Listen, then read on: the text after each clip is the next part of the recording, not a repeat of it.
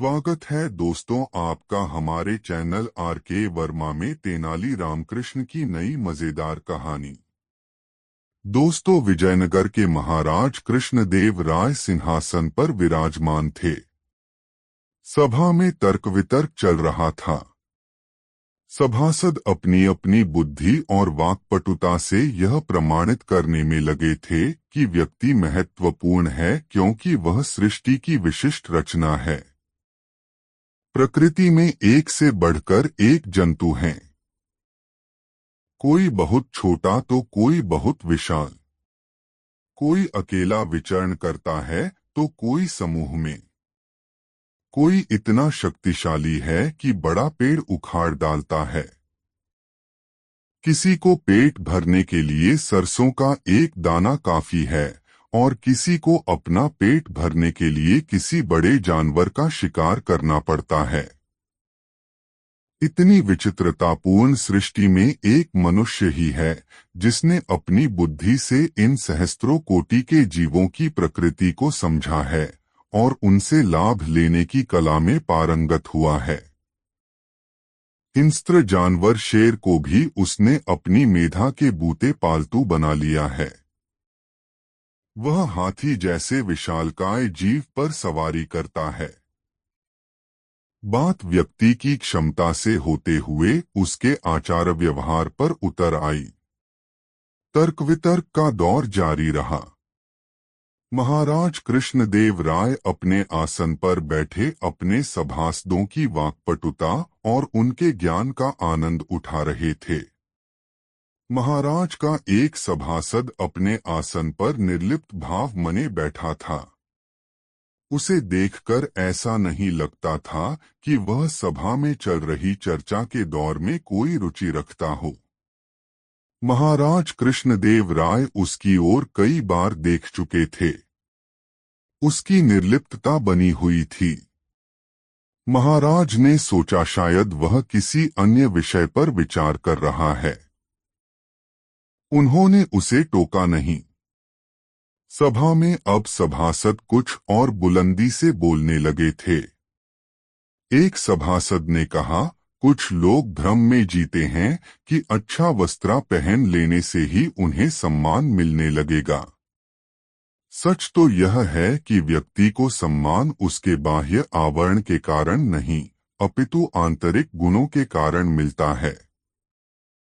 बोलने वाले सभासद के होठों पर ऐसा कहते समय व्यंग्यभरी मुस्कान तैर गई और उसने वक्रष्टि से सभा में बैठे उस सभासद की ओर देखा जो निर्लिप्त भाव में सभा में बैठा था और अब तक कुछ बोला नहीं था।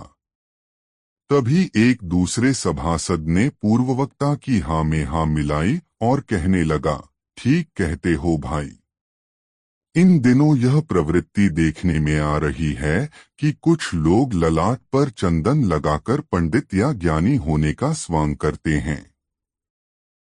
उनका स्वांग भले ही कुछ लोगों को भ्रमित कर दे, लेकिन ज्ञान की परख रखने वालों की दृष्टि से उनकी वास्तविकता छुपी नहीं रह सकती। ज्ञानी जानते हैं कि तिलक लगा लेने मात्रा से कोई पंडित नहीं हो जाता। पांडित्य के लिए तिलक की आवश्यकता ही क्या है? पांडित्य तो अध्ययन और मनन की स्वाभाविक परिणति है। उसने भी उस सभासद की ओर कटाक्ष भरिष्टि से देखा।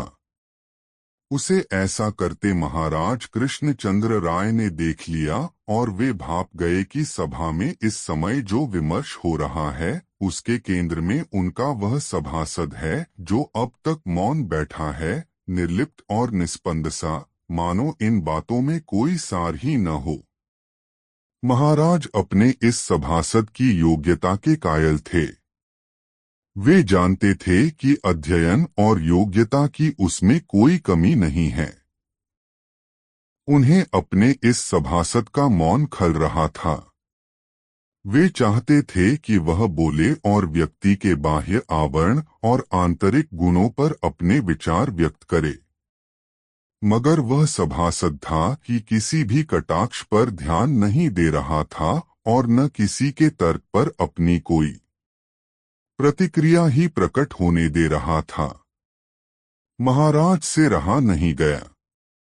उन्होंने अपने उस सभासद की ओर देखा और उसे टोका, तुम मौन क्यों हो? तुम भी अपने विचार व्यक्त करो। सभा में इतनी देर से चर्चा का दौर चल रहा है, तुम भी तो बताओ कि वस्त्रा तो केवल तन बांधने के लिए अपेक्षित है, फिर क्यों कुछ लोग बाह्य सज्जा पर अनाप शनाप व्यय करते हैं? असली सौंदर्य तो मन का सौंदर्य है, फिर क्यों वस्त्राभूषण अलंकरण पर इतना ध्यान दिया जाता है?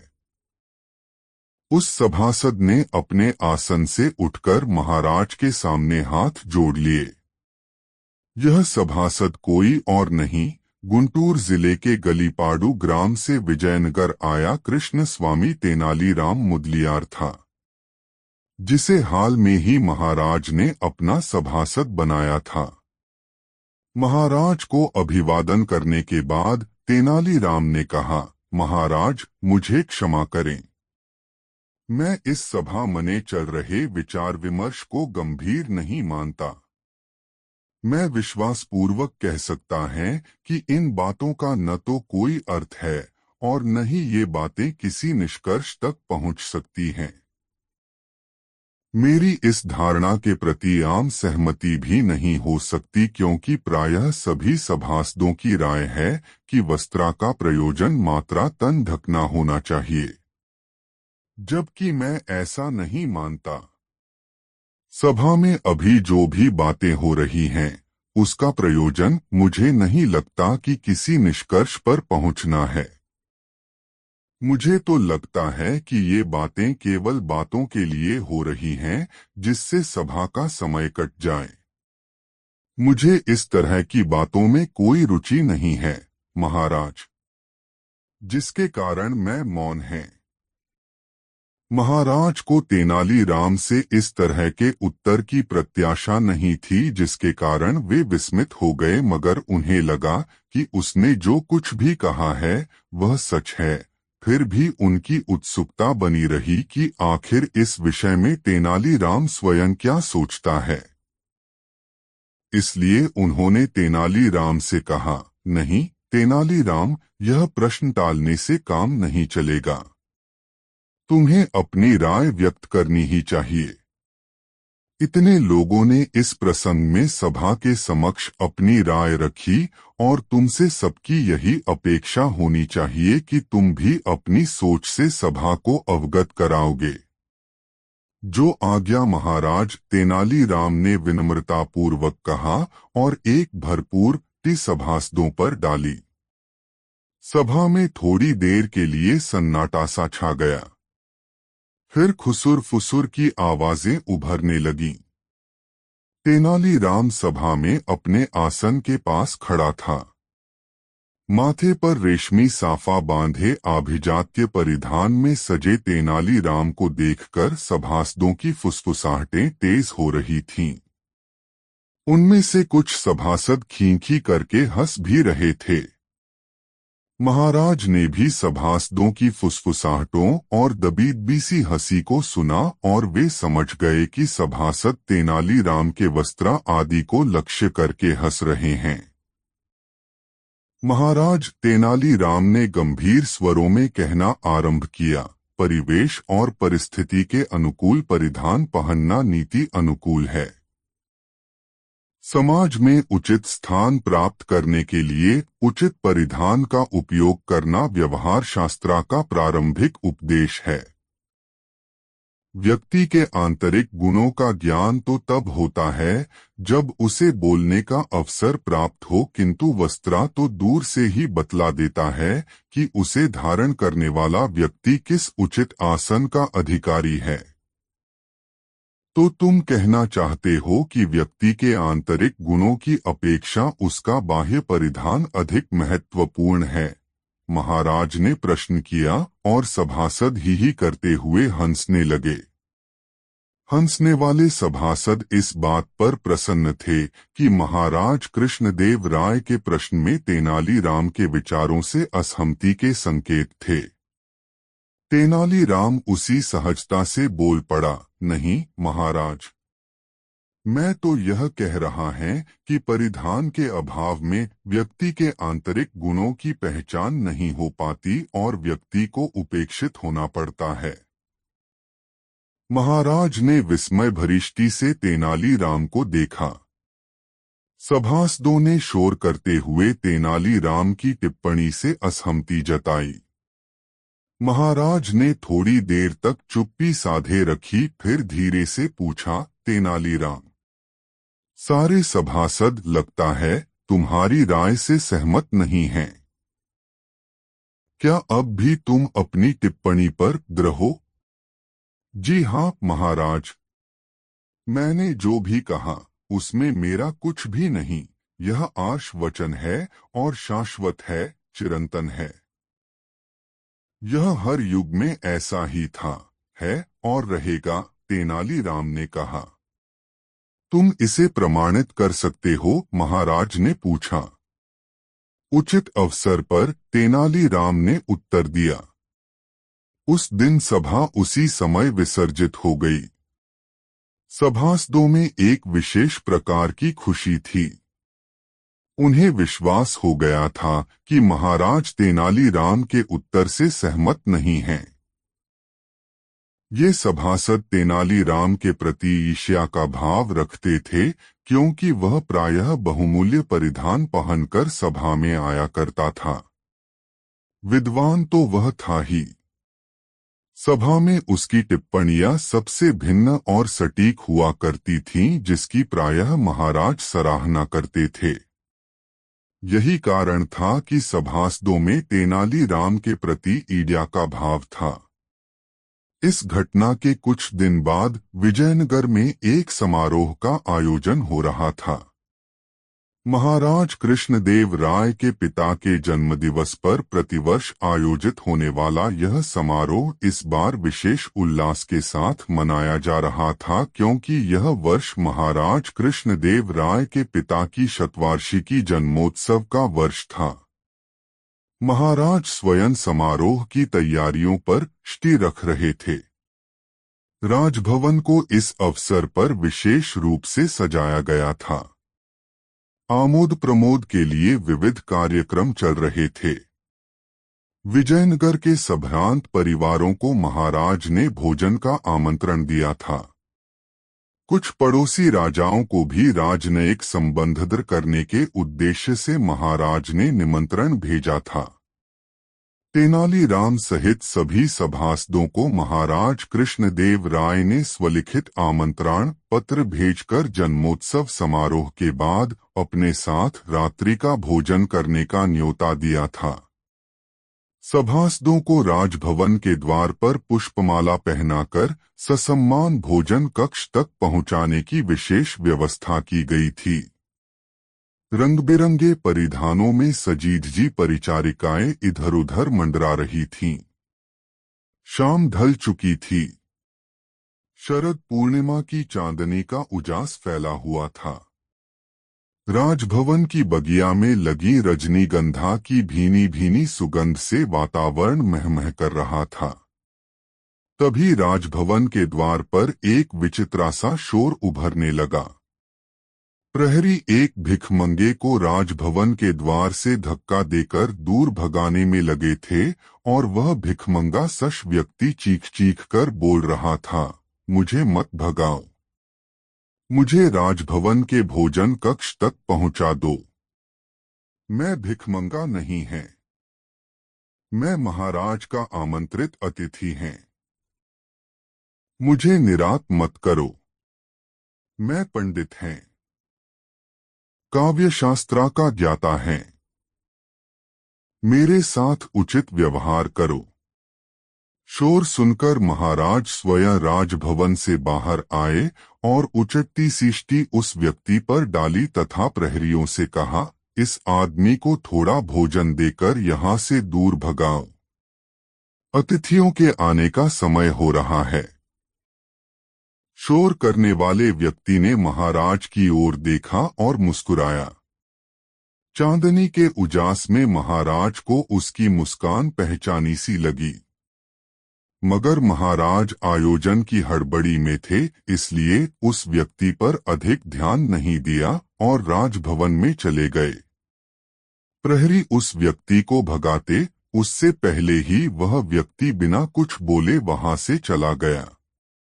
थोड़ी ही देर में महाराज के आमंत्रित अतिथियों का आगमन होने लगा। एक से बढ़कर एक परिधान में सजे धजे लोगों के आने का क्रम थोड़ी देर तक जारी रहा, फिर थमसा गया। राजभवन के भोजन कक्ष मने लोगों की सजधज देखकर ऐसा लगता था मानो कुबेर के कक्ष में देवताओं की जमघट लगी हो। महाराज स्वयं अतिथियों को आसन ग्रहण करने के लिए उनके लिए निर्धारित आसनों की ओर इंगित कर रहे थे। सभी आसन भर चुके थे, मात्र तेनालीराम का आसन रिक्त था। महाराज बार बार उस रिक्त आसन की ओर देखते और फिर प्रवेश द्वार की ओर उनकी दृष्टि जाती। मन ही मन महाराज को तेनालीराम की अनुपस्थिति उत्तेजित कर रही थी। वे सोच रहे थे कितना ढीठ है यह तेनालीराम। उसे यह ज्ञान है कि भोजन किसके सानिध्य में करना है, फिर भी वह निर्धारित समय पर नहीं आया। लेकिन मन में उठते आक्रोश को पी जाने के अलावा महाराज कर भी क्या सकते थे। वहां उपस्थित सभासदों को तेनालीराम की अनुपस्थिति से उसके विरुद्ध आग उगलने का अवसर मिल गया। वे आपस में तेनालीराम की अनुपस्थिति का मजाक उड़ाने लगे। कोई कहता तेनालीराम अपनी पगड़ी की तह सजाने में लगा होगा, तो कोई कहता अरे भाई तेनालीराम अपनी रेशमी धोती का फेंटा कसने में लगा होगा। फेंटा कस ले तो आएगा। और इस तरह की बातें खत्म भी नहीं हो पाती कि सभी ही करने लग जाते। अंततः तेनालीराम ने भोजन कक्ष में प्रवेश किया। सचमुच बहुत आकर्षक परिधान में सजा धजा था तेनालीराम। महाराज ने उसकी ओर आग्नेयष्टि से देखा मगर कुछ कहा नहीं। दृष्टिमात्रा से ही उन्होंने तेनालीराम के प्रति अपना आक्रोश अभिव्यक्त कर दिया। बड़े और सामर्थ्यवान लोग परिस्थिति विशेष में अपनी आंगिक भंगिमाओं से ही अपने मनोभावाएं को व्यक्त करते हैं।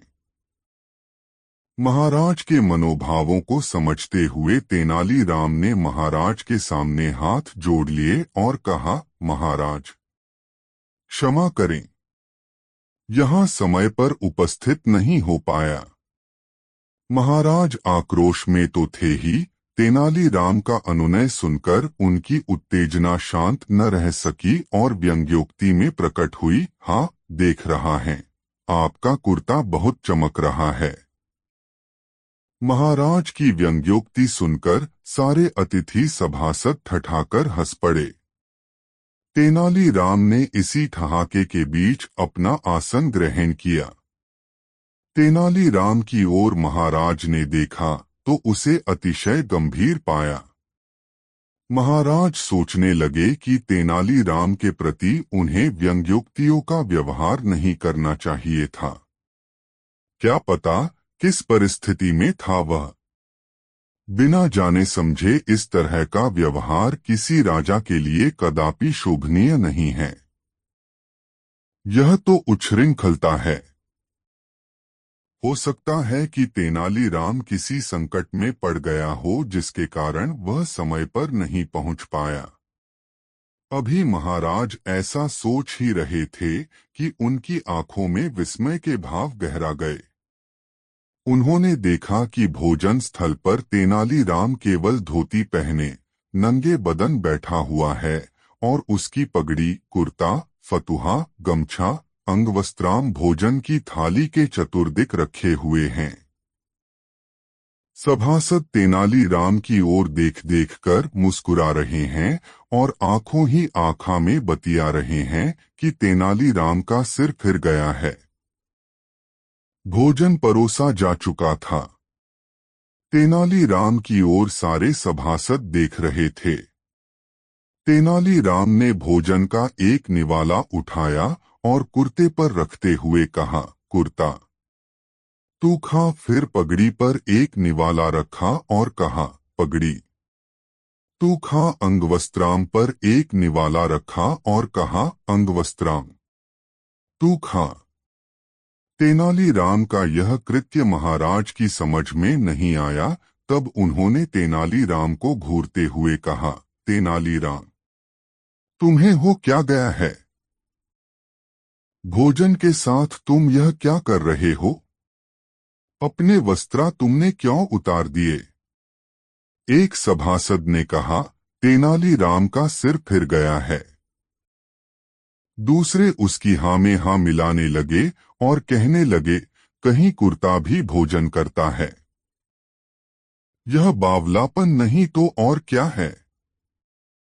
तेनालीराम उनकी बातों को अनसुनी करते हुए अपने काम में लगा रहा। कुर्ता तू खा। अंगरखा तू खा। अंगवस्त्राम तू खा। पगड़ी तू खा। महाराज से रहा नहीं गया। उन्होंने टोका, बावले मत बनो तेनालीराम, भोजन करो। तुम्हें यहाँ भोजन के लिए बुलाया गया है। तेनालीराम ने महाराज की ओर देखा, फिर अन्य अतिथियों की ओर, फिर कहा, महाराज जिसे राजभवन में भोजन के लिए प्रवेश मिला उसी को तो खिला रहा है। भोजन के लिए तो तुम्हें आमंत्रण दिया गया था, इसलिए भोजन के लिए प्रवेश तुम्हें ही मिला है। तुम भोजन करो। एक तो विलंब से आए हो, अब और विलंब न करो। महाराज ने कहा, मैं विलंब से नहीं आया महाराज, मैं तो यहाँ सबसे पहले आया था। विलंब से तो यह पगड़ी, कुर्ता आदि परिधान पधारे हैं। उलझी बातें मत करो तेनालीराम, कहो जो कुछ भी कहना है मगर साफ साफ। महाराज ने कहा। तेनालीराम ने कहना शुरू किया, महाराज मैं तो शाम ढलते ही यहाँ पहुँच गया था। मैंने ये परिधान नहीं पहने थे। साधारण कपड़ों में देखकर मुझे प्रहरियों ने द्वार पर ही रोक लिया। मैं उन्हें समझाता रहा कि मैं पंडित हैं, मैं काव्यशास्त्री हैं, मैं यहाँ का आदरणीय आमंत्रित अतिथि हैं, मगर उन्होंने मेरी एक न सुनी। शोर सुनकर आप स्वयं वहां आए, मगर मेरी पुकार सुनने की आवश्यकता आपने नहीं समझी और मुझे भोजन देकर द्वार से ही भगा देने का निर्देश देकर लौट आए। महाराज को संध्या की घटना की स्मृति हो आई। तेनालीराम ने अपनी बात जारी रखी, और महाराज मुझे यहाँ आना ही था, इसलिए मैं अपने घर गया और ये वस्त्र धारण किए, फिर मैं यहाँ आया। महाराज कृष्णदेव राय अचरज में डूबे तेनालीराम की बातें सुन रहे थे।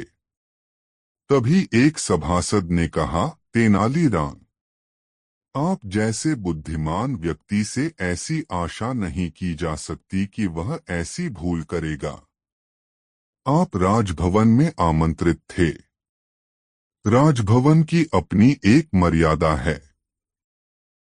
राजभवन में यदि आप फकीरों जैसे वस्त्र में आएंगे तब भला कौन प्रहरी आपको राजा का अतिथि स्वीकार करेगा। आपके साथ जो कुछ भी हुआ उसके लिए दोषी आप हैं। तेनालीराम ने मुस्कुराते हुए कहा, जी हाँ, आप ठीक कह रहे हैं। परिवेश और परिस्थिति का ध्यान रखते हुए परिधान का उपयोग अवश्य करना चाहिए। यही तो मैंने राजसभा में कुछ दिन पहले कहा था। स्मरण करें महाराज। तेनालीराम ने महाराज से सीधा संवाद किया। आपको अवश्य स्मरण होगा कि तब परिधान के स्थान पर व्यक्ति के आंतरिक गुणों को महत्वपूर्ण बताते हुए मुझे अपने विचारों में संशोधन के लिए प्रेरित किया गया था। महाराज ने तेनालीराम को गले से लगाते हुए कहा, तुम ठीक कह रहे थे तेनालीराम। उस दिन भी दोस्तों, कहानी कैसी लगी कमेंट में जरूर बताएं। दो स्वर्ण मूषक पुरस्कार बहुत मजेदार कहानी। महाराज कृष्णदेव राय अपने दरबार के सभी सभासदों को विशेष महत्व देते थे, किंतु फिर भी सभासदों को प्रायः ऐसा लगा करता था कि महाराज तेनालीराम पर अधिक कृपालु हैं और उसे ऐसा मौका दे दिया करते हैं कि वह शेष सभी सभासदों पर भारी पड़ता है। इसलिए आम सभासद ऐसे अवसरों की तलाश में रहते थे जिसमें तेनालीराम का मजाक उड़ाया जा सके। एक दिन महाराज का दरबार लगा हुआ था। आम दिनों की तरह ही राज्यसभा की कार्रवाई चल रही थी। तभी महाराज ने एक अजीब सी गंध उठती महसूस की। उन्होंने सभासदों से पूछा, क्या उन्हें कोई दुर्गंध महसूस हो रही है? सभी सभासदों ने बिना सतर्कता से दुर्गंध अनुभव करने की कोशिश किए ही कहा, नहीं महाराज।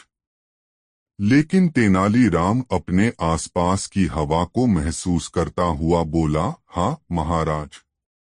ऐसी गंध मरे चूहे के शरीर में सड़न उत्पन्न होने के कारण पैदा होती है। लगता है कहीं आसपास ही कोई चूहा मरा पड़ा है। महाराज ने सेवकों से अविलंब चूहे की खोज करने के लिए कहा। थोड़ी ही देर में एक सेवक ने मरा चूहा ढूंढ निकाला और उसे लेकर महाराज के पास चला आया। महाराज सेवक पर नाराज हो गए। उन्होंने कहा, ठीक है, तुमने इसे खोज निकाला, मगर इसे यहाँ लाने की आवश्यकता क्या थी? कहीं फेंक आते, फिर मुझे आकर सूचना दे देते। मैं इस चूहे का क्या करूंगा? सेवक डर से थर-थर कांपने लगा। तभी एक दरबारी ने कहा, महाराज, आप चाहें तो चूहा इस दरबार के सबसे विद्वान सभासद तेनालीराम को भेंट कर सकते हैं। आपने उसे तरह तरह के उपहार दिए हैं, आज मरा चूहा ही सही। उस दरबारी की बात पर सभी सभासद ही करने लगे। बोलने वाला सभासद इस दरबार में मस्खरा सभासद माना जाता था, इसलिए महाराज ने उसकी बातें अनसुनी कर दी। मगर तेनालीराम इस सभासद की बातों में छुपे कटाक्ष से तिलमिला गया और तत्काल अपनी प्रतिक्रिया व्यक्त करते हुए कहा, माननीय सभासद, यदि महाराज ने मुझे यह चूहा उपहार में दिया तो मैं इसे आदर के साथ ग्रहण करूंगा। ऐसे भी चूहा विकल्पों का प्रतीक है। भगवान गणपति का वाहन ऐसे ही नहीं बन गया है। महाराज तेनालीराम के प्रतिवाद पर मुस्कुरा उठे और बोले, मरे चूहे का तुम क्या करोगे? यदि आपने मुझे यह चूहा भंटेट किया, तब मैं यह समझेंगा कि आप मेरी बुद्धि की परीक्षा लेना चाहते हैं और यह परीक्षा देने के लिए मैं इस चूहे से व्यापार करूंगा। महाराज तेनालीराम ने कहा, मरे चूहे से व्यापार? यह तुम कैसे कर सकते हो? तेनालीराम महाराज ने पूछा। महाराज, संसार की प्रत्येक वस्तु का कोई न कोई उपयोग है। कोई भी वस्तु व्यर्थ नहीं है। मैं इस मरे चूहे को किसी सपेरे को बेच आऊंगा और उससे गुड़ खरीद लूंगा। इन दिनों गर्मी का मौसम है। मैं उस गुड़ को पानी में मिलाकर मीठा पानी बेचेंगा। मीठा पानी बेचने से जो पैसे मिलेंगे उससे चना खरीदूंगा और चना बेचकर चना से बने पकवान, सत्तू, गुड़चना आदि बेचकर अच्छा पैसा कमाऊंगा और उन पैसों से कोई बड़ा रोजगार आरंभ करूंगा, तेनालीराम ने कहा। महाराज तेनालीराम की बातें सुनकर बहुत प्रसन्न हुए और सभासदों से कहा, तेनालीराम की यही तरकब्धि उसे तेनालीराम बनाती है। ऐसी तरकद्धी आम इंसान में प्रायः दुर्लभ है। हमें इस बात का गर्व है कि हमारे दरबार में तेनालीराम जैसा बुद्धिमान सभासद हैं। मैं आज इसके उत्तर से इतना संतुष्ट हैं कि इसके लिए स्वर्ण मूषक पुरस्कार की घोषणा करता है तथा राज्य के कोषाध्यक्ष को आदेश देता है कि तेनालीराम को पुरस्कृत करने के लिए 5 तोले सोने का चूहा बनवाकर दरबार को यथाशीघ्र सौंपे। महाराज के इस आदेश का पालन हुआ। उस दिन दरबार में महाराज ने तेनालीराम को सोने का चूहा पुरस्कार में देकर उसे अपने गले से लगा लिया। तेनालीराम के आलोचकों को महाराज की ओर से दिया गया यह एक करारा जवाब था। दोस्तों, वीडियो कैसा लगा कमेंट में जरूर बताएं। 3 महाराजा कृष्णदेव राय एक कीमती रत्न जड़ित अंगूठी पहना करते थे। जब भी वह दरबार में उपस्थित होते तो अक्सर उनकी नजर अपनी सुंदर अंगूठी पर जाकर टिक जाती थी। राजमहल में आने वाले मेहमानों और मंत्रियों से भी वह बार बार अपनी उस अंगूठी का जिक्र किया करते थे। एक बार राजा कृष्णदेव राय उदास होकर अपने सिंहासन पर बैठे थे। तभी तेनालीराम वहां आ पहुंचे। उन्होंने राजा की उदासी का कारण पूछा। तब राजा ने बताया कि उनकी पसंदीदा अंगूठी खो गई है और उन्हें पक्का शक है कि उसे उनके 12 अंगरक्षकों में से किसी एक ने चुराया है। चूंकि राजा कृष्णदेव राय का सुरक्षा घेरा इतना चुस्त होता था कि कोई चोरोचक्का या सामान्य व्यक्ति उनके नजदीक नहीं जा सकता था। तेनालीराम ने तुरंत महाराज से कहा कि मैं अंगूठी चोर को बहुत जल्द पकड़ लूंगा। यह बात सुनकर राजा कृष्णदेव राय बहुत प्रसन्न हुए। उन्होंने तुरंत अपने अंगरक्षकों को बुलवा लिया। तेनालीराम बोले, राजा की अंगूठी आप 12 अंगरक्षकों में से किसी एक ने की है, लेकिन मैं इसका पता बड़ी आसानी से लगा लूंगा। जो सच्चा है उसे डरने की कोई जरूरत नहीं और जो चोर है वह कठोर दंड भोगने के लिए तैयार हो जाए। तेनालीराम ने बोलना जारी रखा, आप सब मेरे साथ आइए, हम सबको काली माँ के मंदिर जाना है। राजा बोले, ये कर रहे हो तेनालीराम, हमें चोर का पता लगाना है, मंदिर के दर्शन नहीं कराने हैं। महाराज आप धैर्य रखिए, जल्द ही चोर का पता चल जाएगा। तेनालीराम ने राजा को सब्र रखने को कहा। मंदिर पहुंचकर तेनालीराम पुजारी के पास गए और उन्हें कुछ निर्देश दिए। इसके बाद उन्होंने अंगरक्षकों से कहा, आप सबको बारी बारी से मंदिर में जाकर मां काली की मूर्ति के पैर छूने हैं और फौरन बाहर निकल आना है। ऐसा करने से मां काली आज रात स्वप्न में मुझे उस चोर का नाम बता देंगी। अब सारे अंगरक्षक बारी बारी से मंदिर में जाकर माता के पैर छूने लगे। जैसे ही कोई अंगरक्षक पैर छूकर बाहर निकलता तेनालीराम उसका हाथ सूंघते और एक कतार में खड़ा कर देते। कुछ ही देर में सभी अंगरक्षक एक कतार में खड़े हो गए। महाराज बोले, चोर का पता तो कल सुबह लगेगा, तब तक इनका क्या किया जाए? नहीं महाराज, चोर का पता तो ला चुका है। 7वें स्थान पर खड़ा अंगरक्षक ही चोर है। ऐसा सुनते ही वह अंगरक्षक भागने लगा, पर वहां मौजूद सिपाहियों ने उसे धर दबोचा और कारागार में डाल दिया। राजा और बाकी सभी लोग आश्चर्यचकित थे कि तेनालीराम ने बिना स्वप्न देखे कैसे पता कर लिया कि चोर वही है। तेनालीराम सबकी जिज्ञासा शांत करते हुए बोले, मैंने पुजारी जी से कहकर काली माँ के पैरों पर तेज सुगंधित इत्र छिड़कवा दिया था, जिस कारण जिसने भी माँ के पैर छुए उसके हाथ में वही सुगंध आ गई।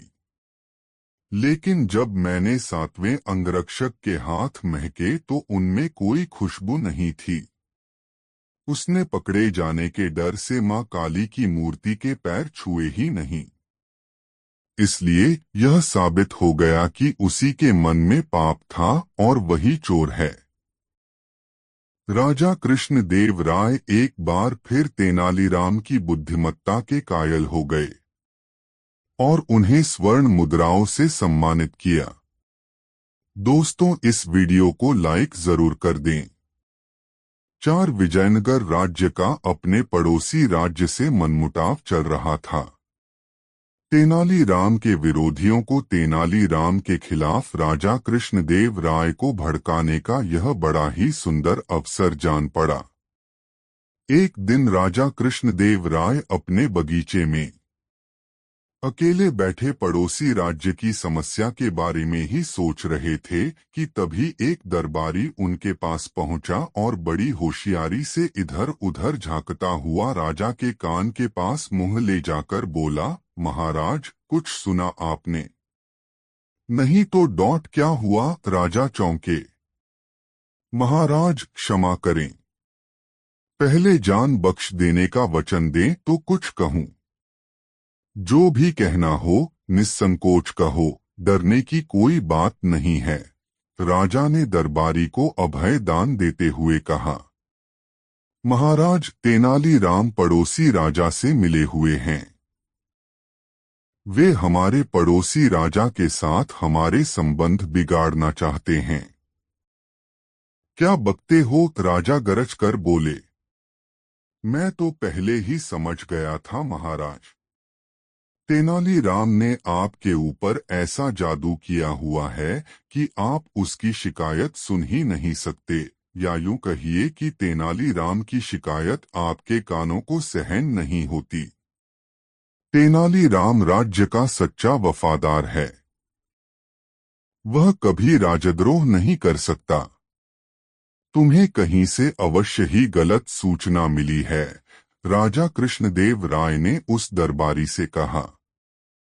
महाराज, आपको जितना विश्वास तेनालीराम की सच्चाई पर है, उससे कहीं अधिक विश्वास मुझे अपनी इस सूचना पर है। पूरी तरह जांच व परख करके ही मैंने आप तक यह सूचना पहुंचाई। जब उस दरबारी ने खूब जोर देकर अपनी बात कही तो राजा को सोचने पर मजबूर होना पड़ा। राजा ने कहा, ठीक है, मैं इस बात की जांच करूंगा और अगर तेनालीराम दोषी पाया गया तो उसे अवश्य ही कठोर दंड दिया जाएगा। राजा की इस बात से प्रसन्न होकर दरबारी अपने घर चला गया।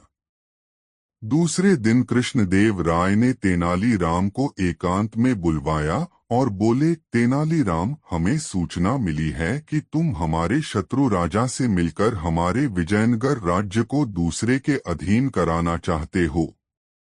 तेनालीराम ने जब अपने ऊपर लगाया गया यह आरोप सुना तो वह सिर से पैर तक कांप गया।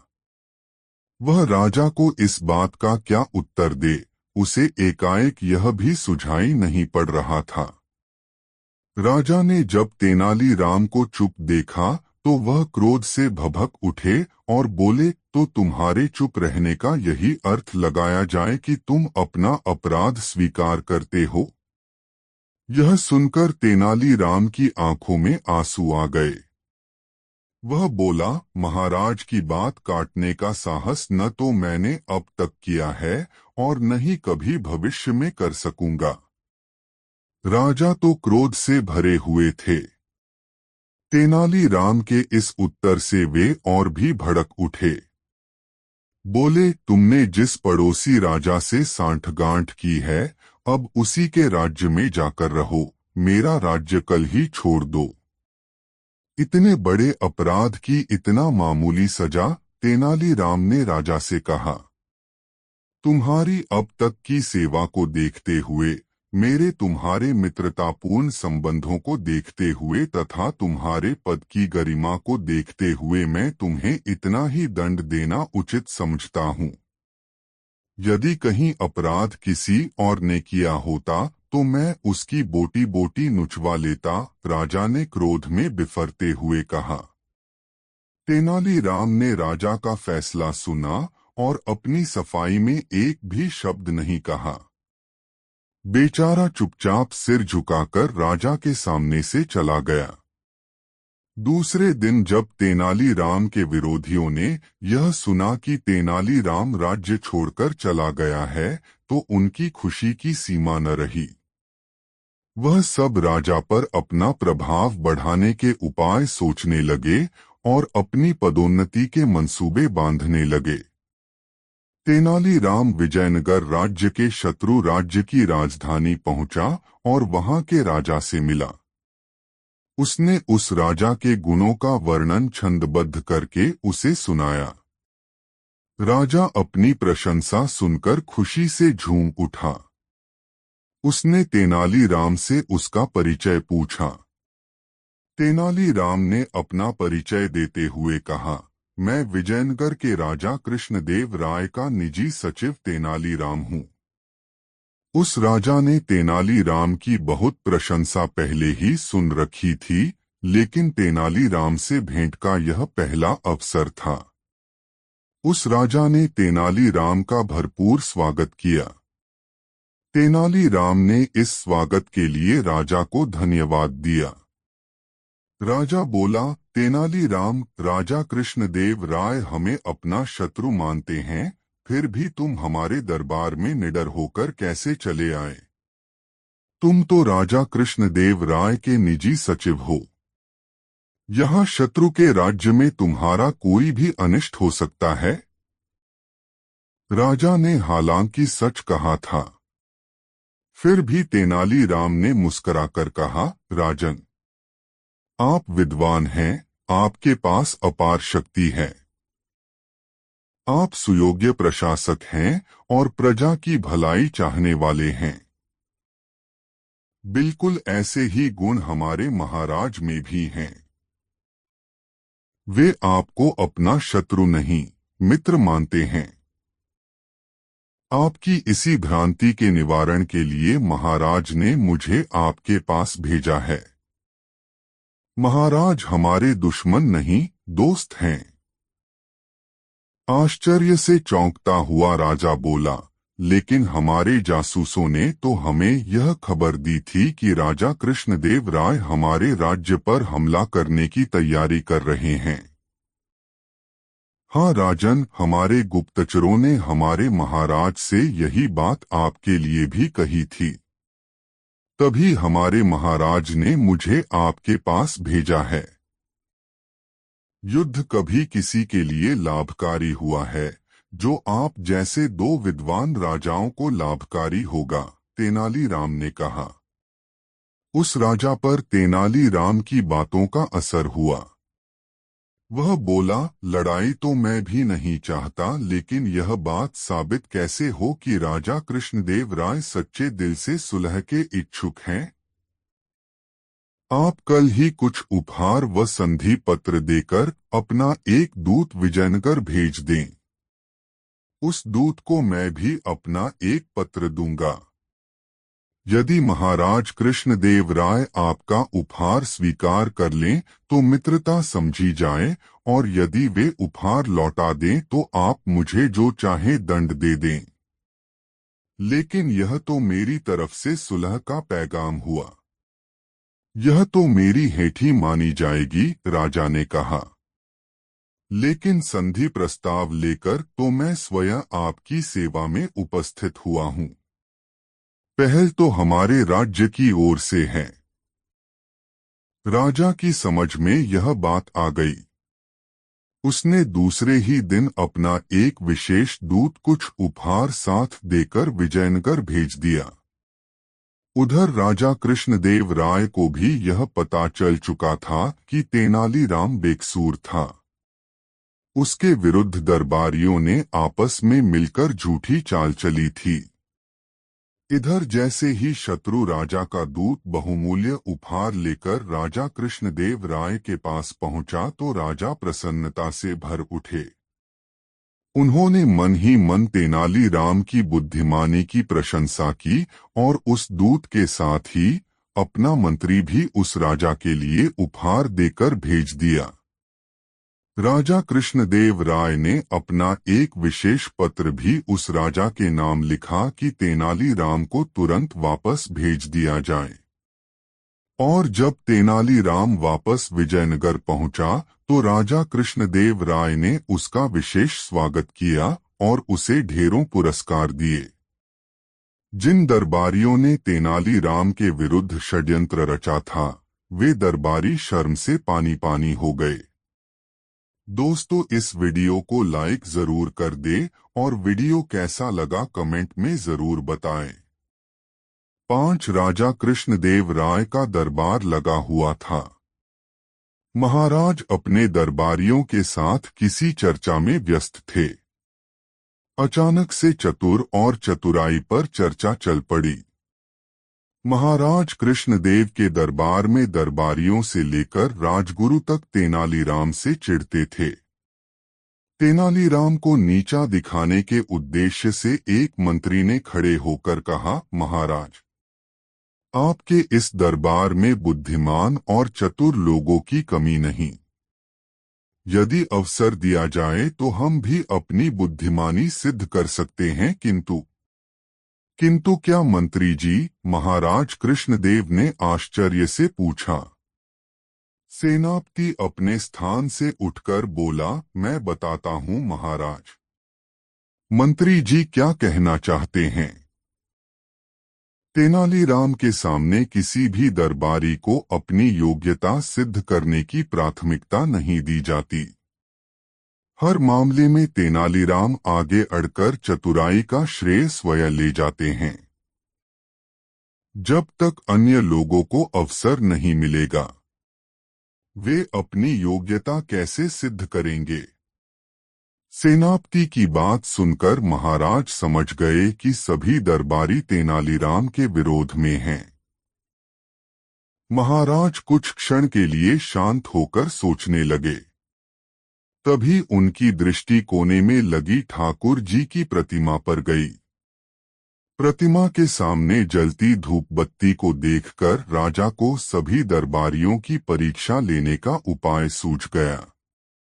उन्होंने फौरन कहा, आप सभी को अपनी योग्यता सिद्ध करने का एक अवसर अवश्य दिया जाएगा, और जब तक आप सभी अपनी योग्यता सिद्ध नहीं कर देते तेनालीराम भी बीच में नहीं आएगा। यह सुनकर सभी दरबारी बड़े प्रसन्न हुए। ठीक है महाराज, कहिए हमें क्या करना है? राजा ने धूप बत्ती की और इशारा करते हुए कहा, मुझे 2 हाथ धुआं चाहिए।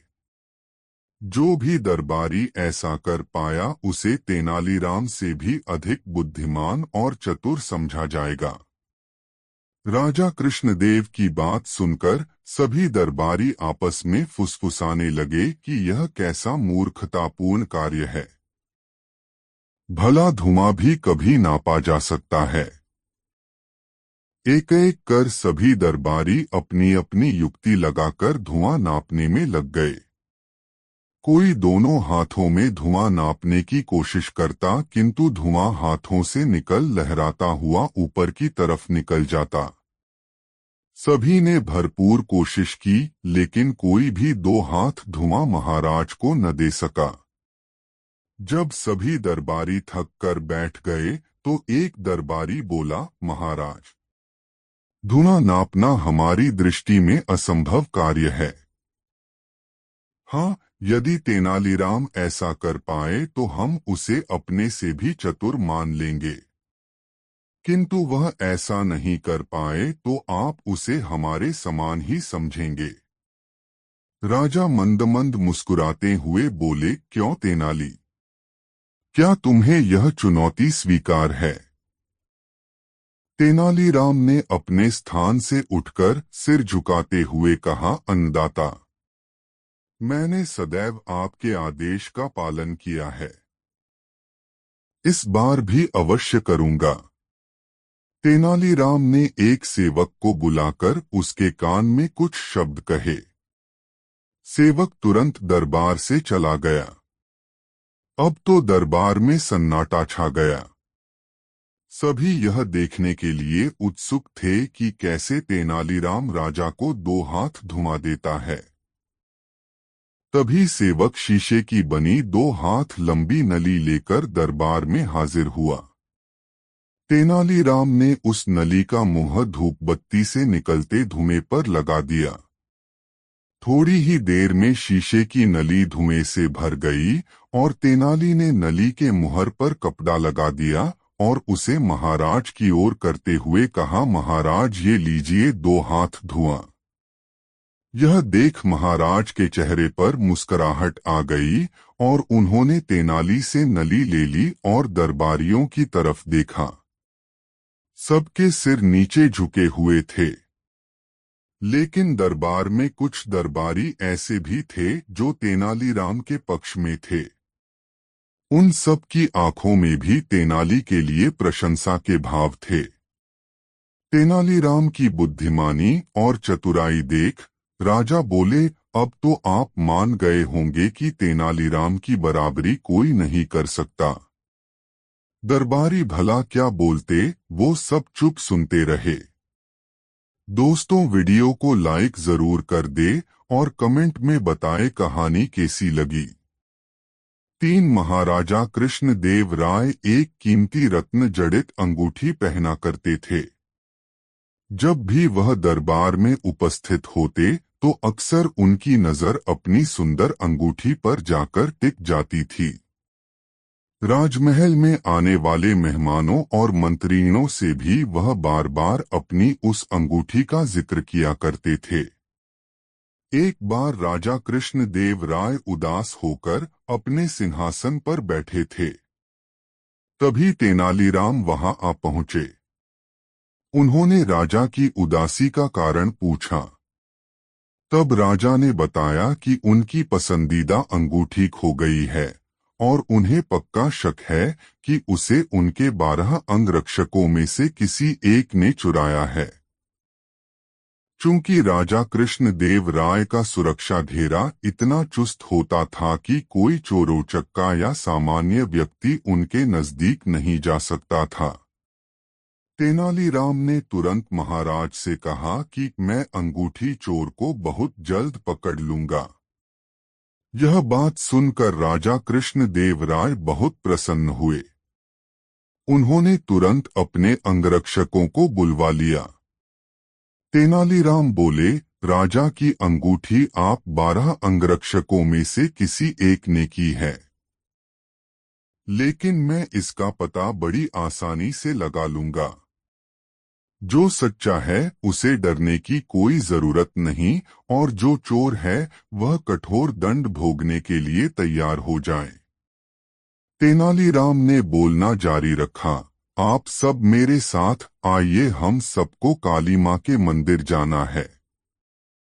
राजा बोले, ये कर रहे हो तेनालीराम, हमें चोर का पता लगाना है, मंदिर के दर्शन नहीं कराने हैं।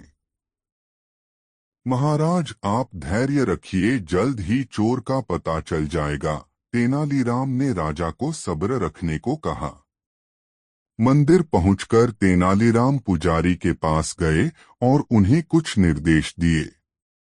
इसके बाद उन्होंने अंगरक्षकों से कहा, आप सबको बारी बारी से मंदिर में जाकर मां काली की मूर्ति के पैर छूने हैं और फौरन बाहर निकल आना है। ऐसा करने से मां काली आज रात स्वप्न में मुझे उस चोर का नाम बता देंगी। अब सारे अंगरक्षक बारी बारी से मंदिर में जाकर माता के पैर छूने लगे। जैसे ही कोई अंगरक्षक पैर छूकर बाहर निकलता तेनालीराम उसका हाथ सूंघते और एक कतार में खड़ा कर देते। कुछ ही देर में सभी अंगरक्षक एक कतार में खड़े हो गए। महाराज बोले, चोर का पता तो कल सुबह लगेगा, तब तक इनका क्या किया जाए? नहीं महाराज, चोर का पता तो ला चुका है। 7वें स्थान पर खड़ा अंगरक्षक ही चोर है। ऐसा सुनते ही वह अंगरक्षक भागने लगा, पर वहां मौजूद सिपाहियों ने उसे धर दबोचा और कारागार में डाल दिया। राजा और बाकी सभी लोग आश्चर्यचकित थे कि तेनालीराम ने बिना स्वप्न देखे कैसे पता कर लिया कि चोर वही है। तेनालीराम सबकी जिज्ञासा शांत करते हुए बोले, मैंने पुजारी जी से कहकर काली माँ के पैरों पर तेज सुगंधित इत्र छिड़कवा दिया था, जिस कारण जिसने भी माँ के पैर छुए उसके हाथ में वही सुगंध आ गई।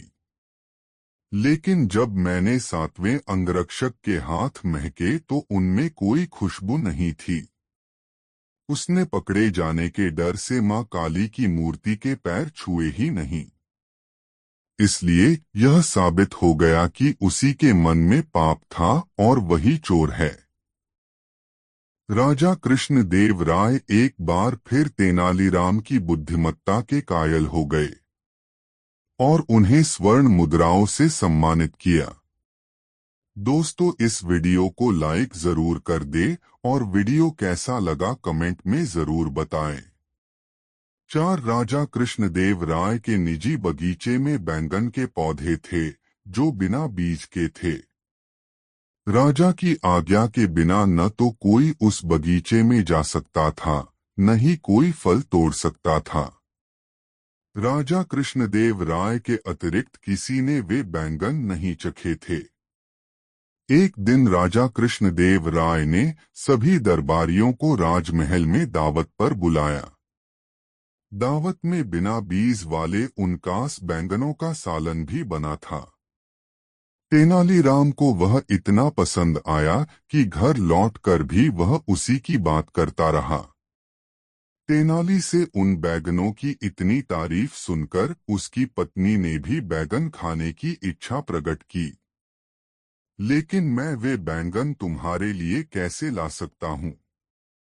तेनालीराम अपनी पत्नी से बोला, अरे महाराज को वे बैंगन इतने प्रिय है कि पेड़ से एक भी कम हो जाए तो वे पूरा राजमहल सर पर उठा लेते हैं। मैं तो रंगे हाथों पकड़ा जाऊंगा। पर तेनाली की पत्नी न मानी। स्त्री हठ के आगे तेनाली को झुकना ही पड़ा और वह शाही बगीचे से बैंगन चुराकर लाने के लिए तैयार हो गया। अगले दिन शाम के समय तेनालीराम चुपके से शाही बगीचे में घुसा और कुछ बैंगन तोड़ लाया। उसकी पत्नी ने बड़ी लगन से बैंगन की सब्जी बनाई। सब्जी बहुत अच्छी बनी थी। तेनाली की पत्नी को बहुत पसंद आई। वह अपने 6 साल के बेटे को भी वह सब्जी चखाना चाहती थी, पर तेनाली ने उसे मना करते हुए कहा, ऐसी गलती मत करना। अगर उसके मुंह से किसी के सामने निकल गया तो मुसीबत में पड़ जाएंगे। पर तेनाली की पत्नी न मानी। यह कैसे हो सकता है कि वह इतना बढ़िया भोजन करे और अपने लाल को चखाए भी नहीं। इस सब्जी का स्वाद तो ताउम्र जुबान पर रहेगा। आप कोई तरकीब निकालो न जिससे सांप भी मर जाए और लाठी भी न टूटे। हारकर तेनालीराम ने हथियार डाल दिए और छत पर सो रहे अपने पुत्र को उठाने गया। परंतु उसे उठाने से पहले तेनाली ने एक बाल्टी पानी से भरी और सोते हुए पुत्र पर डाल दी। हड़बड़ाकर उसने आंखें खोल दी तो उसे गोदी में उठाते हुए तेनालीराम बोला, जोर की बारिश हो रही है, चल भीतर चल कर सोते हैं। घर के भीतर लाकर तेनालीराम ने उसके वस्त्र बदले और उसे बैंगन की सब्जी खिलाई। भोजन करते समय तेनाली ने फिर याद दिलाया कि वर्षा के कारण अब सबको भीतर ही सोना पड़ेगा। अगले दिन राजा को बैंगन की चोरी के विषय में पता चल गया। शाही बगीचे के माली ने जब बैंगन की गिनती की तो उसमें 4 बैंगन कम निकले। चारों ओर शोर मच गया। पूरे शहर में बैंगन चोरी होने की चर्चा होने लगी। महाराज ने चोर के सिर पर भारी इनाम घोषित किया। न जाने कैसे दंडनायक सेनापति को तेनालीराम पर शक हो गया। उसने महाराज को अपने शक के बारे में बताया। उसके अनुसार तेनालीराम के अतिरिक्त किसी में इतना साहस नहीं है कि शाही बगीचे से बैगन चुरा सके। महाराज ने कहा, तेनालीराम बहुत चतुर है। यदि उसने चोरी की है तो वह अपनी चालाकी से बात छुपा जाएगा। ऐसा करो, तेनाली के पुत्र को बुलाओ। हम उसके पुत्र से सच्चाई का पता लगाएंगे। तेनालीराम के पुत्र को राज दरबार में लाया गया। उससे पूछा गया कि उसने कल रात को भोजन में क्या खाया था। वह बोला, मैंने कल रात को बैंगन खाए थे। वे इतने स्वादिष्ट थे कि उनका जवाब नहीं था। अब तो दंडनायक ने तेनाली को धर दबोचा। तेनाली, अब तो तुम्हें अपना अपराध मानना ही पड़ेगा। क्यों? मैंने कुछ किया ही नहीं है, तो मैं अपराध क्यों मानूं? तेनाली बोला, कल रात मेरा बेटा जल्दी ही सो गया था। ऐसा प्रतीत होता है कि उसने कोई सपना देखा है, तभी वह बैंगन, बारिश आदि जैसी नामुमकिन बातें कर रहा है। पूछिए उससे क्या कल रात बारिश हुई थी। दंडनायक ने बच्चे से बारिश के विषय में पूछा तो बच्चे ने भोलेपन से जवाब दिया, कल रात तो बहुत तेज वर्षा हुई थी। मैं बाहर सो रहा था। मेरे सारे वस्त्र भीग गए। इसके बाद मैं भीतर आकर सोया। वास्तविकता तो यही थी कि पिछली रात शहर में एक बूंद भी वर्षा नहीं हुई थी। बच्चे की बात सुनकर दंडनायक और राजा कृष्णदेव राय चुप हो गए और उन्होंने तेनालीराम पर शक करने के लिए माफी मांगी। दोस्तों, वीडियो को लाइक जरूर कर दे और कमेंट में बताएं कहानी कैसी लगी। 4 महाराज कृष्णदेव राय के राजमहल में एक बगीचा था जिसमें विभिन्न प्रकार के फूल लगे हुए थे। सारे फूलों में लाल गुलाब के फूल महाराज को अति प्रिय थे। इसलिए माली को उन्होंने उन फूलों का विशेष ध्यान रखने का निर्देश दिया था। महाराज जब भी बगीचे में भ्रमण करने आते तो लाल गुलाब के फूलों को देख प्रसन्न हो जाते। एक दिन जब वे बगीचे में भ्रमण के लिए आए तो पाया कि पौधों में लगे लाल गुलाब के फूलों की संख्या कुछ कम है। गुलाबों के कम होने का क्रम कई दिनों तक चला। ऐसे में उन्हें संदेह हुआ कि अवश्य कोई लाल गुलाब के फूलों की चोरी कर रहा है। उन्होंने बगीचे में पहरेदार लगवा दिए और उन्हें आदेश दिया कि जो भी लाल गुलाब का फूल तोड़ते हुए दिखे उसे तत्काल बंदी बनाकर उनके समक्ष प्रस्तुत किया जाए। पहरेदार सतर्कता से बगीचे की निगरानी करने लगे। उनकी निगरानी रंग लाई और एक दिन चोर उनके हाथ लग गया। यह चोर और कोई नहीं बल्कि तेनालीराम का पुत्र था। जब यह बात तेनालीराम के घर तक पहुंची तो उसकी पत्नी बहुत चिंतित हुई और तेनालीराम से मिन्नतें करने लगी कि किसी भी तरह उसके पुत्र को छुड़ाकर लाए। तेनालीराम अविलंब राजमहल के बगीचे की ओर चल पड़ा ताकि महाराज के सम्मुख प्रस्तुत करने के पूर्व वह अपने पुत्र से मिल सके। रास्ते भर वह उसे बचाने का उपाय सोचता रहा। जब वह राजमहल के बगीचे में पहुंचा तो देखा कि पहरेदार उसके पुत्र को महाराज के सम्मुख प्रस्तुत करने की तैयारी में है। जब वह अपने पुत्र से बात करने को हुआ तो पहरेदारों ने यह कहकर रोक दिया कि अब अपने पुत्र से बंदीगृह में मिलना। तेनालीराम क्या करता? दूर खड़ा अपने पुत्र को पहरेदारों द्वारा ले जाता हुआ देखता रहा। उसका पुत्र जोर जोर से रो रहा था और कह रहा था, पिताजी, आगे से मैं ऐसा कुछ नहीं करूंगा। मुझे बचा लीजिए। कृपया कुछ करिए। तेनालीराम दूर से ही चिल्लाया, मैं क्या कर सकता हूं? अपनी तीखी जुबान का प्रयोग करो, शायद वही तुम्हें बचा पाए। पुत्र सोचने लगा कि ये पिताजी क्या कह गए। क्या इसका कोई अर्थ था? वह सोचने लगा और कुछ देर में उसे पिता द्वारा कही बात का अर्थ समझ में आ गया। उसका अर्थ था कि तीखी जुबान का प्रयोग कर गुलाब के फूलों को खा लो। उसने ऐसा ही किया और रास्ते भर गुलाब के फूलों को खाता रहा। जब पहरेदार महाराज के सामने पहुंचे, तब तक वह सारे गुलाब खा चुका था। पहरेदार महाराज से बोले, महाराज, ये बालक ही लाल गुलाब के फूलों का चोर है। हमने इसे रंगे हाथ पकड़ा है। लज्जा नहीं आती? इतनी छोटी उम्र में चोरी करते हो? बड़े होकर क्या करोगे? महाराज क्रुद्ध होकर बोले। तेनालीराम का पुत्र बोला, मैंने कोई चोरी नहीं की महाराज। मैं तो बस बगीचे से जा रहा था और आपके पहरेदारों ने मुझे पकड़ लिया। कदाचित इनका ध्येय आपकी प्रशंसा का पात्र बनना है।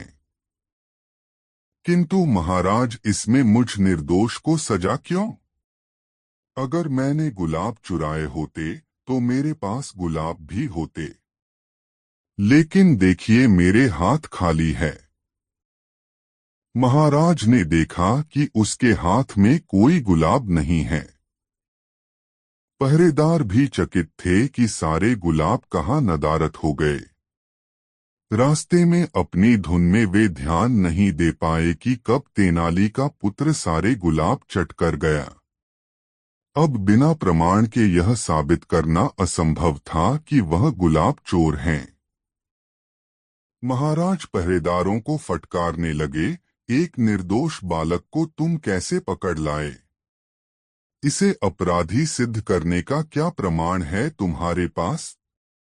भविष्य में प्रमाण के साथ चोर को लेकर आना। इसे तत्काल छोड़ दो।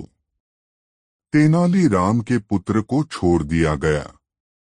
वह घर पहुंचा और अपने माता पिता से क्षमा मांगी और उन्हें वचन दिया कि भविष्य में बिना पूछे कभी किसी की कोई वस्तु नहीं लेगा, क्योंकि वह चोरी कहलाती है।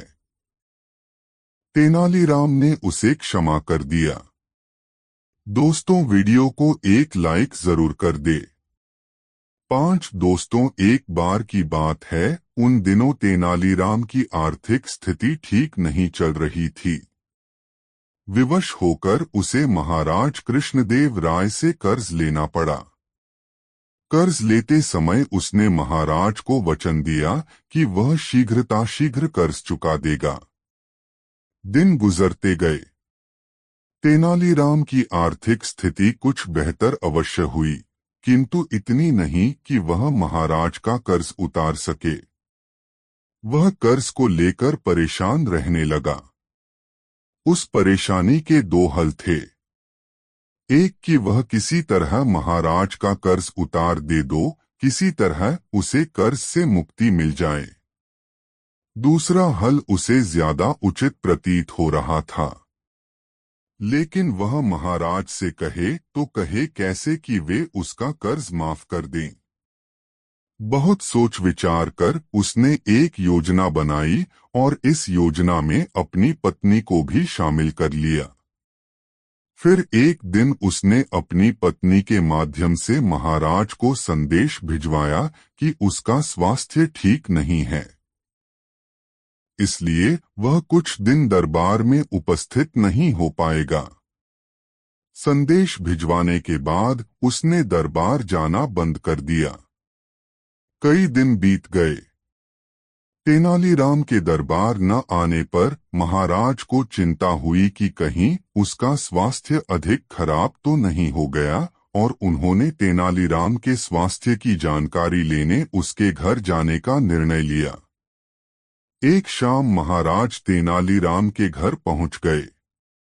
पत्नी ने जब महाराज को देखा तो तेनालीराम को इशारा कर दिया और वह बिस्तर पर जाकर कंबल ओढ़कर लेट गया। महाराज तेनालीराम के पास गए और उसका हालचाल पूछने लगे।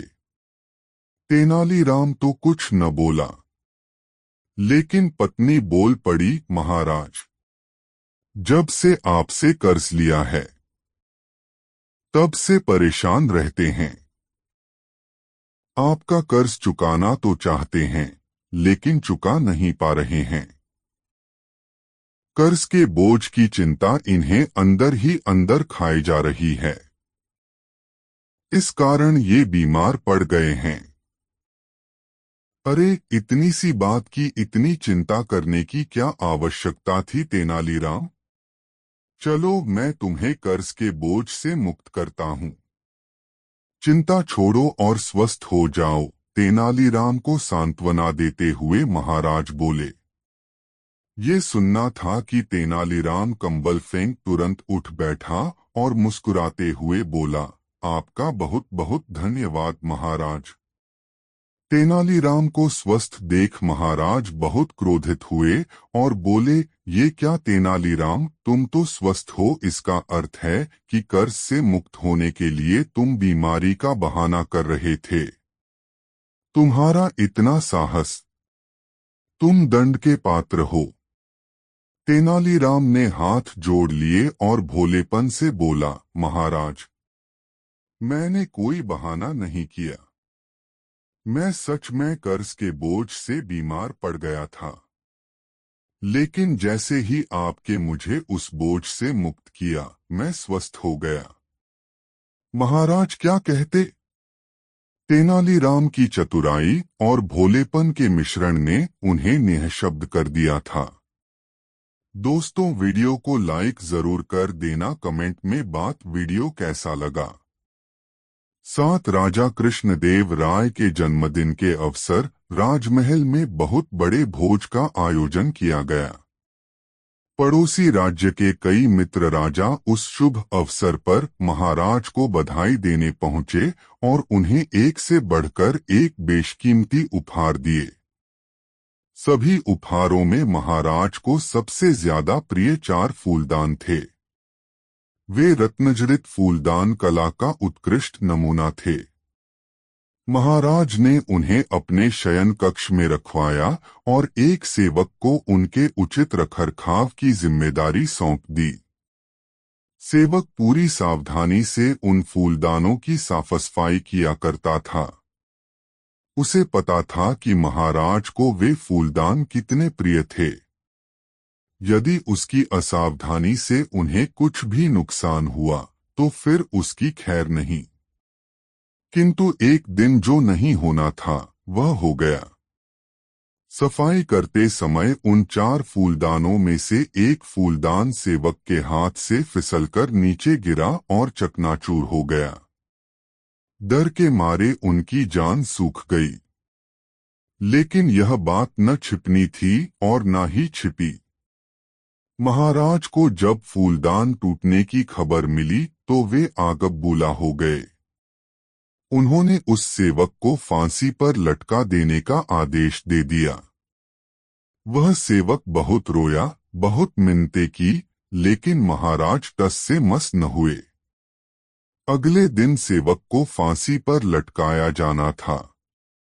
तेनालीराम को जब ये बात पता चली तो उन्होंने महाराज से मिलकर इस छोटे से अपराध के लिए सेवक को फांसी देने का विरोध किया।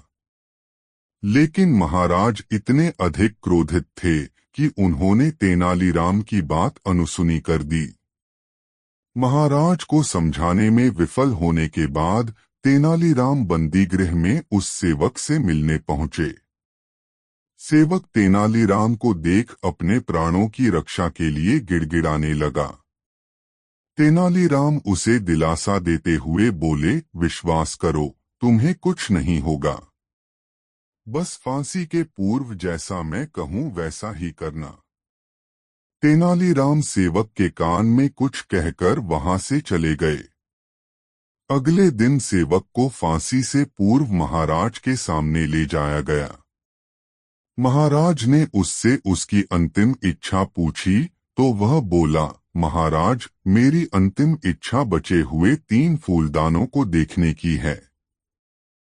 उसकी अंतिम इच्छा पूरे करने वे तीनों फूलदान दरबार में मंगवाए गए। जैसे ही वे फूलदान उस सेवक के सामने ले जाए गए, उसने उन्हें उठाकर जमीन पर पटक दिया।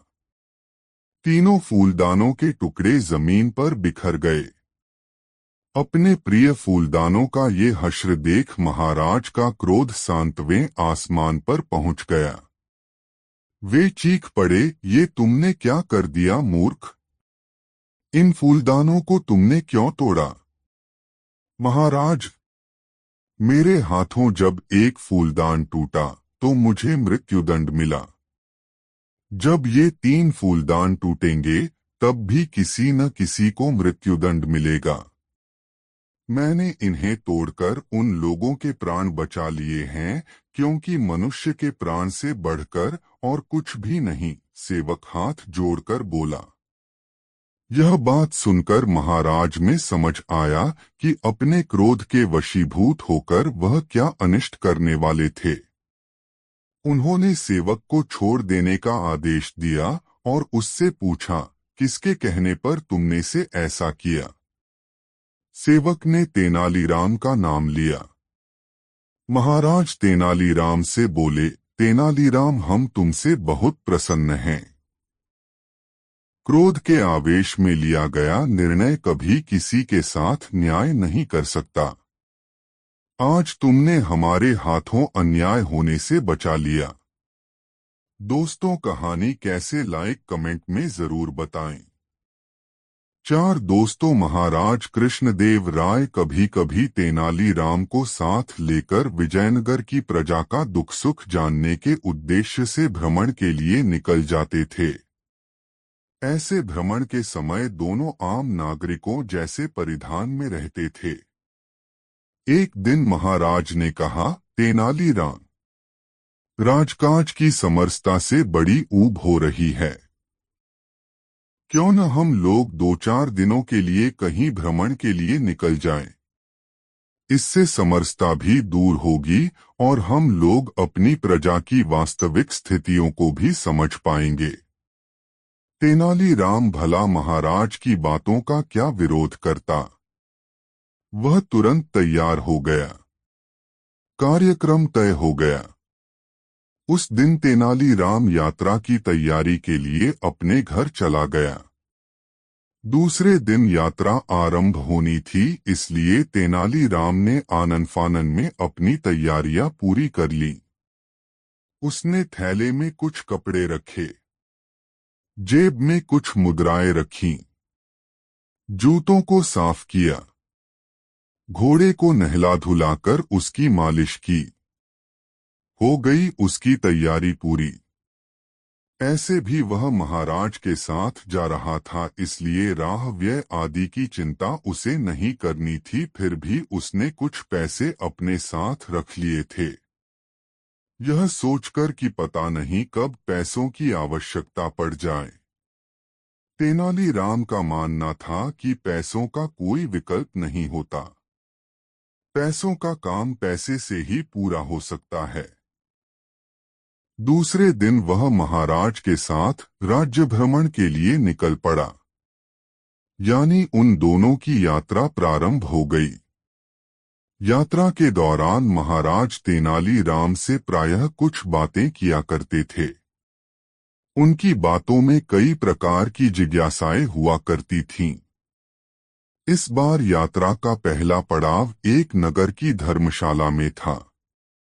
महाराज ने धर्मशाला पहुंचकर स्नान किया और वस्त्र बदले। फिर तेनालीराम के साथ पैदल ही नगर भ्रमण के लिए निकले। उन्हें यह देखकर प्रसन्नता हुई कि उनके राज्य का यह नगर खुशहाल था। बाजार में प्रकाश था। अधिकांश दुकानों में तोरण द्वार लगे हुए थे। एक स्थान पर महाराज ने भीड़ देखी तो तेनालीराम के साथ वे यह देखने के लिए उस स्थान पर गए कि भीड़ क्यों लगी हुई है। उस स्थान पर पहुंचकर महाराज ने देखा कि एक धनाढ्य व्यक्ति गरीबों के बीच अनाज और पैसे बांट रहा है। महाराज उस व्यक्ति की दानशीलता से बहुत प्रभावित हुए और तेनालीराम से कहा, तेनालीराम, ऐसे दानी और पुण्यात्मा लोगों से ही धरती टिकी हुई है। देखो इस दानी को, कितनी एकाग्रता से यह गरीबों को दान दे रहा है। महाराज इतना ही बोल पाए थे कि दानकर्ता के पास खड़े दो पगड़ीधारी लठैतों ने नारा बुलंद किया, बोलो ध्यानी चंद सेठ की। दान लेने के लिए खड़े लोगों ने आवाज लगाई, जय। इस जयकार की गंज के साथ ही महाराज तेनालीराम का हाथ पकड़कर पुनः धर्मशाला की दिशा में चल पड़े। महाराज चाहते थे कि तेनालीराम दान पर भी कुछ बोले।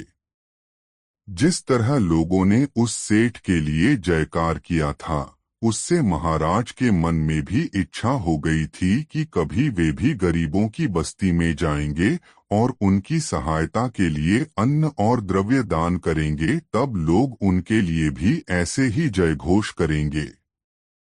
सत्ता हमेशा ऐसे ही छोटे प्रलोभन से उत्पन्न जय के मद में डूबी रहती है। महाराज की इस चाह में भी सत्ता का वही मद काम कर रहा था। महाराज द्वारा पूछे जाने पर भी तेनालीराम ने सेठ के दान के प्रसंग में कुछ भी नहीं कहा। महाराज क्षुब्ध हो उठे और तेनालीराम से चिढ़कर कहा, तुम कैसे मनुष्य हो? एक प्रश्न मैंने तुमसे कई बार पूछा लेकिन तुम मौन साधे रहे। आखिर क्यों? महाराज, मैं एक ऐसा मनुष्य है जिसका अपनी देह और मन पर पूर्ण अधिकार है, तेनालीराम ने कहा। यह है आपके अभी अभी पूछे गए प्रश्न का उत्तर। क्या मतलब? महाराज ने कहा, क्यों उलझी हुई बातें कर रहे हो? जो कुछ कहना है साफ साफ कहो। मेरे कहने का मतलब है कि जिस प्रकार कुम्हार घड़े को बनाता है, नाविक नौकाएं चलाता है, धनुर्धारी शरसंधान करता है, गायक गीत गाता है, वादक वाद्ययंत्र बजाता है, उसी प्रकार ज्ञानी व्यक्ति स्वयं पर शासन करता है। मैं ज्ञान यात्रा का यात्री है, इसलिए स्वयं पर शासन करने का अभ्यास करता है। उचित अवसर आने पर ही मैं आपके पूर्व प्रश्न का उत्तर दूंगा। जब तक ये बातें हो रही थीं, तब तक धर्मशाला आ गया था। महाराज तेनालीराम के उत्तर से संतुष्ट नहीं थे और अपने प्रश्न की उपेक्षा के कारण कुपित भी हो उठे थे, इसलिए विश्राम के लिए अपने कक्ष में चले गए। जाड़े की रात थी। कड़ाके की ठंड पड़ रही थी। तेनालीराम ने मध्य रात्रि में महाराज के कमरे का द्वार खटखटाया। महाराज ने द्वार खोला तो दरवाजे पर तेनालीराम को देखकर साश्वर्य प्रश्न किया, क्या हुआ तेनालीराम? इतनी रात गए तुम?